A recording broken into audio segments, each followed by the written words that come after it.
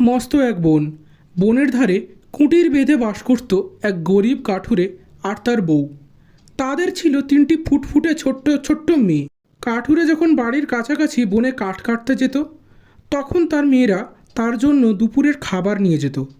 সেখানে তারা ছোট ছোট ডালপালা জড়ো করে আঁটি বাঁধত আর ফেরার পথে সেগুলো বাড়ি নিয়ে আসতো। এভাবেই তারা সংসারে বাবা মাকে সাহায্য করত।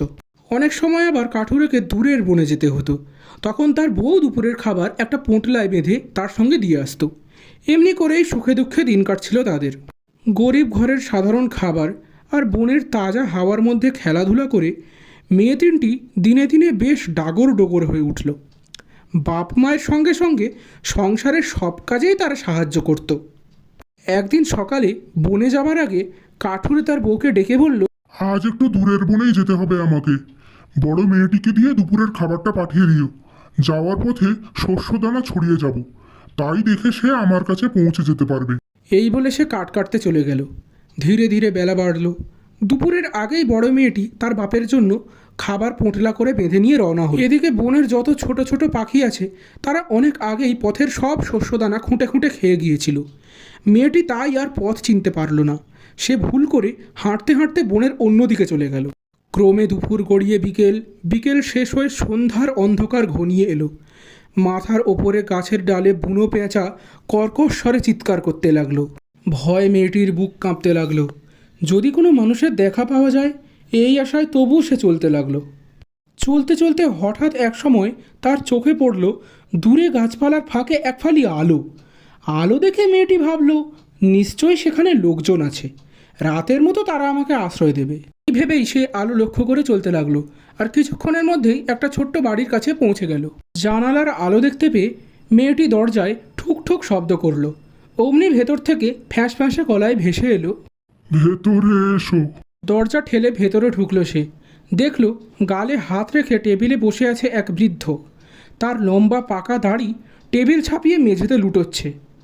ঘরের উনুনের ধারে গুঁটিসুটি মেরে আছে তিনটে প্রাণী, একটা মোরগ, একটা মুরগি আর ডোরাকাটা রঙের একটা গাভী। মেয়েটি বুড়ো মানুষটির কাছে এগিয়ে তার পথ হারাবার কথা জানালো আর রাতের মতো একটু আশ্রয় চাইল।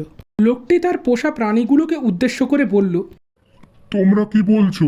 মেয়েটি এখানে থাকতে চাইছে যে?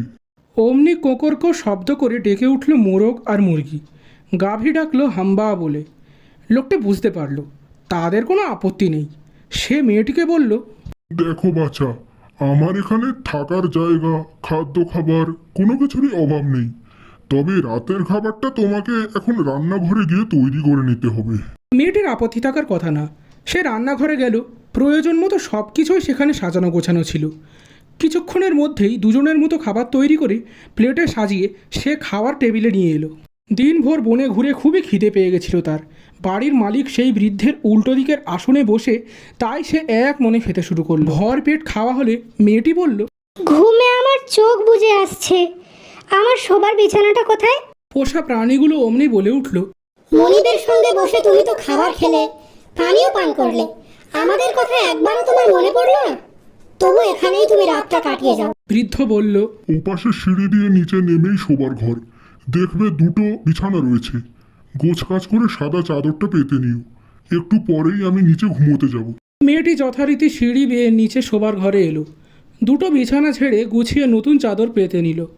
তারপর বাড়ির মালিকের জন্য আর অপেক্ষা করল না, একটা বিছানায় শুয়ে ঘুমিয়েই পড়ল। কিছুক্ষণ পরেই বৃদ্ধ ঘরে ঢুকলো। আলো তুলে ঘুমন্ত মেয়েটিকে দেখে ধীরে ধীরে মাথা ঝাঁকালো। তারপর একটা গোপন দরজা খুলে তাকে ঠেলে পাতালের কুঠুরিতে সরিয়ে দিল। এদিকে বিকেল হতেই কাঠুরে বাড়ি ফিরে এলো। সারাটা দিন সে খিদে কষ্ট পেয়েছে, তাই বউকে খুব বকাঝোকা করলো। বউ বলল, দুপুরের আগেই তো বড় মেয়েকে তোমার খাবার দিয়ে পাঠিয়ে দিয়েছি, বেচারি নিশ্চয়ই পথ গুলিয়ে ফেলেছে, কাল সকালেই হয়তো ফিরে আসবে। পরদিন ভোরে আবার কাঠুরে বনে যাবার জন্য তৈরি হলো। বউকে বলল মেজো মেয়ে যেন তার দুপুরের খাবারটা নিয়ে যায়, আর সে আজ পথে মটরদানা ছড়িয়ে নিয়ে যাবে। সেগুলো দেখে পথ চিনে তার কাছে পৌঁছতে কোনো অসুবিধা হবে না। দুপুর হতেই মেজো মেয়ে বাপের খাবার পুঁটলি বেঁধে নিয়ে বনের পথ ধরল, কিন্তু পথের নিশানা তার আর খুঁজে পাওয়া হলো না। বনের পাখিরা আগের দিনের মতোই খুঁটে খুঁটে সব মটর দানা খেয়ে গিয়েছিল। বেচারি বনের মধ্যে ঘুরে ঘুরে হয়রান হলো। তারপর সন্ধ্যার অন্ধকার যখন নামলো, ক্ষুধায় ক্লান্তিতে কাতর অবস্থায় সে এসে পৌঁছলো সেই বৃদ্ধের বাড়ির সামনে। দরজায় টোকা দিয়ে ঘরে ঢুকে বৃদ্ধের কাছে সে খাবার আর রাতের জন্য আশ্রয় চাইল। বৃদ্ধ তার মেঝে পর্যন্ত ঝুলে পড়া সাদা দাড়ি নেড়ে পোষা প্রাণীগুলোকে ডেকে আগের দিনের মতোই জিজ্ঞেস করলো, তোমরা কি বলছো? মেয়েটি এখানে আশ্রয় চাইছে। অমনি কোকরকো শব্দ করে ডেকে উঠল মোরগ আর মুরগি। গাভী ডাকলো হাম্বা। তারপর আগের দিন রাতের মতোই সব ঘটনা ঘটল। মেয়েটি রান্নাবান্না করলো, বৃদ্ধের সঙ্গে বসে পেট ভরে খাওয়া দাওয়াও করলো, কিন্তু পোষা প্রাণীগুলোর কথা একবারও মনে পড়ল না তার। খাওয়া শেষ হলে মেয়েটি তার শোবার বিছানা কোথায় জানতে চাইল। পোষা প্রাণীগুলো তখন বলে উঠল, পরিবার সঙ্গে বসে তুমি তো খাবার খেলে, পানিও পান করলে, কিন্তু আমাদের কথা একবারও তোমার মনে পড়লো না। তবু এখানেই তুমি রাতটা কাটিয়ে যাও। মেয়েটি বিছানায় গিয়ে ঘুমিয়ে পড়ার কিছু সময় পরেই বৃদ্ধ ঘরে ঢুকলো। মেয়েটির দিকে তাকিয়ে সে ধীরে ধীরে মাথা ঝাঁকালো। তারপর একটা গোপন দরজা খুলে তাকে ঠেলে পাতাল কুঠুরির দিকে সরিয়ে দিল। এমনি করে তৃতীয় দিন ভোরবেলা আবার কাঠুরে বনে কাঠ কাটতে যায়। বউকে ডেকে বলল দুপুরের খাবার যেন ছোট মেয়েকে দিয়ে পাঠিয়ে দেয়।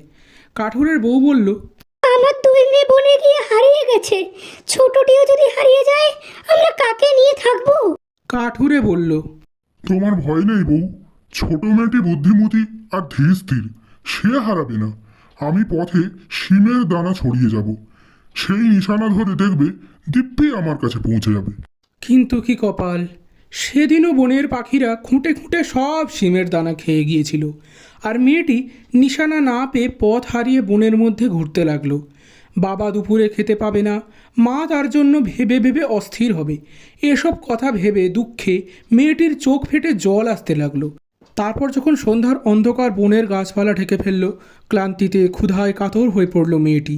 হঠাৎ বনের মধ্যে এক ফালি আলো তার চোখে পড়ল। অবশেষে সেই বৃদ্ধের বাড়িতে এসে পৌঁছলো সে। ঘরে ঢুকে বৃদ্ধের কাছে রাতের মতো একটু আশ্রয় প্রার্থনা করলো। বৃদ্ধ তার পোষা মোরগ মুরগি আর গায়ে ছোপ ছোপ দাগওয়ালা গাভীকে ডেকে বলল, তোমরা কি বলো? মেয়েটি যে এখানে আশ্রয় চাইছে। অমনি কোকরকো শব্দে ডেকে উঠল মোরগ আর মুরগি, আর গাভী ডাকলো হাম্বা বলে। সেই ডাক শুনে কাঠুরের ছোট মেয়ে চুল্লির কাছে এগিয়ে গেল। উবু হয়ে পাখি দুটির পালকে হাত বুলিয়ে আদর করলো, আর গাভীকে আদর জানালো তার দুই শিংয়ের মাঝখানে মাথায় হাত রেখে। তারপর বাড়ির মালিক সেই বৃদ্ধ মেয়েটিকে রাতের জন্য খাবার তৈরি করতে অনুরোধ জানালো। সে রান্নাঘরে গিয়ে অল্প সময়ের মধ্যেই খাবার তৈরি করলো, আর ডিশে সাজিয়ে টেবিলে নিয়ে এসে বৃদ্ধকে খেতে অনুরোধ করলো। এই সময় পোষা প্রাণীগুলোর কথা তার মনে পড়ল। সে ভাবল, অসহায় প্রাণীগুলোকে খেতে না দিয়ে আমার কিছু খাওয়া উচিত নয়। রান্নাঘরে সবকিছুই তো মজুদ আছে, আগে ওদের খাবারটা দিয়ে আসি। এই ভেবে সে রান্নাঘর থেকে কিছু শস্যদানা নিয়ে এসে পাখিগুলোর সামনে ছড়িয়ে দিল। তারপর নিয়ে এলো কিছু খড়, সেগুলো গাভীটিকে দিয়ে সে বলল, বাছারা খেয়ে নাও, এবারে তোমাদের জন্য জলও এনে দিচ্ছি। মেয়েটি একটি জল ভরা বালতি এনে রাখল। অমনি মোরগ আর মুরগি বালতির কিনারায় লাফিয়ে উঠে বারবার ঠোঁট ডুবিয়ে জল খেতে লাগলো। একটু পরে গাভীটিও তার তেষ্টা মেটালো। পোষা প্রাণীগুলোর খাওয়া শেষ হলে মেয়েটি এবারে খাবার টেবিলে এসে বসলো। সেখানে তার জন্য যা অবশিষ্ট ছিল তাই তৃপ্তি সহকারে খেলো। তাদের খাওয়া শেষ হলে মোরগ আর মুরগি ডানায় মুখ গুজে ঘুমোবার আয়োজন করতে লাগলো। গায়ে ছোপ ছোপ দাগওয়ালা গাভীটিরও ঘুমে চোখ বুজে এলো। মেয়েটি তখন বৃদ্ধকে বলল, আমরা তাহলে এখন একটু বিশ্রাম নিতে পারি? বৃদ্ধ তখন তার পোষা প্রাণীগুলোর উদ্দেশ্যে বলল, আমরা একটু বিশ্রাম নিতে চাই, তোমাদের কি এখন আর কিছু বলার আছে? অমনি কোকরকো শব্দ করে ডেকে উঠল মোরগ আর মুরগি। গাভী ডাকলো হাম্বা। বৃদ্ধ বুঝতে পারলো যে তারা বলছে, ওগো মেয়ে, তুমি আমাদের সঙ্গে খাবার খেয়েছো, পানিও পান করেছো, তুমি দয়ালু, আমাদের কথা ভুলে যাওনি। আমরা কামনা করছি তোমার রাতের বিশ্রাম সুখের হোক। বৃদ্ধ মেয়েটিকে নিচে শোবার ঘরে পাঠিয়ে দিল। সে বিছানাপত্র পাট করে পরিষ্কার দুটি চাদর বিছিয়ে নিল। একটু পরেই বৃদ্ধ এলো। সে একটি বিছানায় লম্বা হয়ে শুয়ে পড়ল। তার লম্বা সাদা দাড়ি পায়ের পাতা পর্যন্ত ছড়িয়ে রইল। বাড়ির মালিক শুয়ে পড়লে অন্য বিছানায় শুতে গেল মেয়েটি। ঘুমিয়ে পড়ার আগে সে ঈশ্বরের কাছে প্রার্থনা করতে ভুলল না। গভীর ঘুমে ডুবে গিয়েছিল মেয়েটি। মাঝরাতে হঠাৎ তীব্র গুড়গুড় শব্দে তার ঘুম ভেঙে যায়।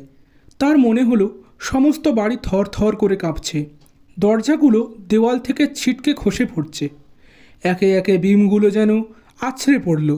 পরে গোটা ছাদটা বুঝি হুড়মুড় শব্দে ধসে পড়ল। কি হচ্ছে তা বুঝতে না পেরে ভয়ে কাঠ হয়ে বিছানার ওপরেই পড়ে রইল সে। এক সময় সব শব্দ থেমে গিয়ে চারপাশ শান্ত নিঃশব্দ হলো। ধীরে ধীরে সেও গভীর ঘুমে আচ্ছন্ন হয়ে পড়ল। পরের দিন ভোরে সূর্যের প্রথম আলো চোখে পড়লে জেগে ওঠে মেয়েটি। চারপাশে তাকিয়ে সে নিজের চোখকেও বিশ্বাস করতে পারল না। সে দেখল সাজানো গোছানো সুন্দর একটা হল ঘরে হাতির দাঁতের খাটে পালক নরম বিছানায় সে শুয়ে আছে। দরজায় ঝুলছে লাল মখমলের পর্দা, দেওয়াল জুড়ে চোখ জুড়ানো ছবি, যেন দেওয়াল নয়, সবুজ ঘাসের গালিচায় ফুটে আছে সোনালি ফুল। খাটের কাছে ছোট্ট পাদানি, তাতে রয়েছে রত্নখচিত একজোড়া চটি। গোটা ঘরে চোখ বুলিয়ে মেয়েটির মনে হলো কোনো রাজপ্রাসাদেরই জমকালো ঘর এটা। সে শুয়ে আছে সেই রাজপ্রাসাদে।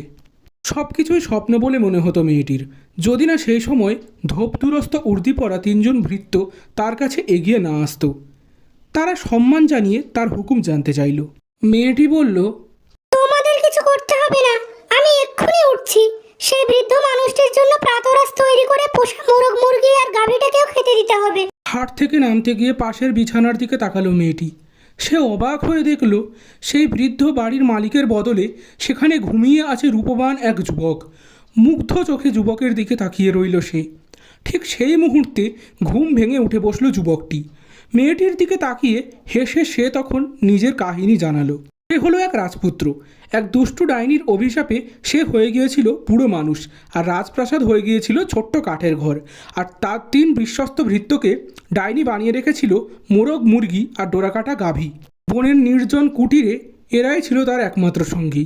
রাজপুত্র বলল, ডাইনি বলেছিল যদি কোনোদিন এমন দয়ালু মেয়ে এখানে আসে যে আমার এবং আমার পোষা প্রাণীগুলোর সঙ্গে একই রকম ব্যবহার করবে, কেবল তাহলেই আমরা অভিশাপ মুক্ত হব। গত রাতে তোমার কাছ থেকে আমরা সেই রকমই ব্যবহার পেয়েছি, তাই ডাইনির অভিশাপও কেটে গেছে। তোমার জন্য আমরা সবাই আবার নিজেদের আসল রূপ ফিরে পেলাম। ভাঙাচোরা কাঠের কুঠুরি হয়ে গেল আমার রাজপ্রাসাদ, আর এই রাজপ্রাসাদে এখন তুমিই হবে আমার রানী। কথা বলতে বলতে রাজপুত্র মেয়েটিকে নিয়ে বাইরে এলো। সে তার তিন বিশ্বস্ত ভৃত্যকে আদেশ দিল মেয়েটির বাবা মাকে প্রাসাদে নিয়ে আসার জন্য, যাতে তারা তাদের মেয়ের বিয়েতে উপস্থিত থাকতে পারে।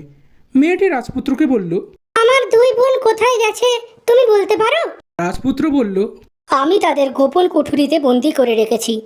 কাল ভোরে তাদের বনের ভেতরে কয়লা কুঠিতে শ্রমিকের কাছে নিযুক্ত করা হবে।